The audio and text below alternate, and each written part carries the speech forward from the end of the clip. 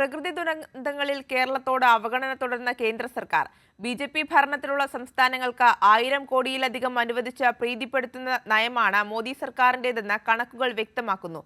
മറ്റ് സംസ്ഥാനങ്ങൾക്ക് വേഗത്തിൽ ഫണ്ട് അനുവദിച്ചപ്പോഴും കേരളം പരിഗണനയിലില്ല.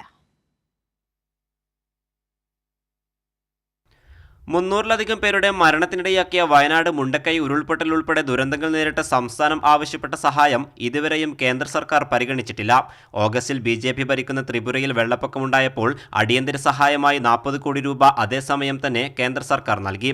മഹാരാഷ്ട്രക്ക് 1492 കോടി രൂപയും അനുവദിച്ചു. എന്നാൽ സംസ്ഥാനത്തിന് ഏതെങ്കിലും ഇടക്കാല ധനസഹായം നൽകാൻ കേന്ദ്രം ഇതുവരെയും തയ്യാറായില്ല. മൂന്നാം നരേന്ദ്രമോദി സർക്കാരിന്റെ ആദ്യ ബഡ്ജറ്റിലും കേരളത്തിന് നിരാശയായിരുന്നു. പ്രളയ ദുരിതം നേടാനുള്ള സഹായ പദ്ധതികൾ പ്രഖ്യാപിച്ചപ്പോൾ പട്ടികയിൽ പോലും കേരളം ഇടം പിടിച്ചില്ല. ബീഹാർ, അസം, സിക്കിം തുടങ്ങിയ സംസ്ഥാനങ്ങളെ മാത്രമാണ് പദ്ധതിക്കായി കേന്ദ്ര സർക്കാർ പരിഗണിച്ചത്. പ്രളയ ദുരിതം നേരിടാൻ ബീഹാറിന് മാത്രം 11,500 കോടിയുടെ സഹായമാണ് ബജറ്റിൽ പ്രഖ്യാപിച്ചത്. കേന്ദ്ര സർക്കാർ സംസ്ഥാന ദുരന്ത നിവാരണ ഫണ്ടിലേക്ക് എല്ലാ വർഷവും നൽകേണ്ട വിഹിതമാണ് കഴിഞ്ഞ ദിവസം പ്രഖ്യാപിച്ചത്. 14 സംസ്ഥാനങ്ങൾക്കായി 5,858.60 കോടി രൂപയാണ് അനുവദിച്ചത്. പ്രളയ ദുരിതാശ്വാസ പ്രവർത്തനങ്ങൾക്കായി 675 കോടി രൂപ ധനസഹായം പ്രഖ്യാപിച്ചിട്ടുള്ള കേന്ദ്ര പട്ടിക പുറത്തു വന്നിരുന്നു. അതിലും കേരളത്തിന്റെ പേരുണ്ടായില്ല.